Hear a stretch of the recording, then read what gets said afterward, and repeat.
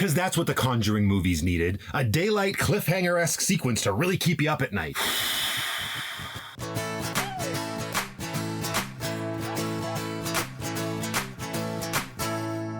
The Conjuring, The Devil Made Me Do It is the third main entry in the Conjuring movie universe and like the 15th when you include all of the spin-offs. And as much as I wanted to enjoy this movie, because I really do think that the first Conjuring is a damn near perfect horror movie, The Devil Made Me Do It just isn't as good. And I think that's because of two main reasons. One, it isn't the same director. James Wan directed the first movie, and here I think he got like a story credit and probably a producing one. When you find gold with a filmmaker, don't expect the same results when you change the formula. And two, the proverbial dead horse was beaten to death long ago. They overdid it with these movies and all the spin-offs, and what should have been a great standalone movie has become the stereotypical example of Hollywood overdoing it. The entire flow of the movie is changed up here as Ed and Lorraine Warren are trying to prove the existence of a possession after the fact instead of investigating a currently active case. And with that, this story is more about the two of them than ever before. That's not necessarily a bad thing, and from a sequel perspective, I can see how that would have been appealing, but again, if it ain't broke, don't fix it. And while sure, I guess it was a little interesting to learn the cute little story behind how Ed and Lorraine met, I can't say that's something I was very curious about. The movie has its share of jump scares, all preceded by moments of tension, but when I really think about all of those jump scares, there's only one that really got me, and it wasn't because it was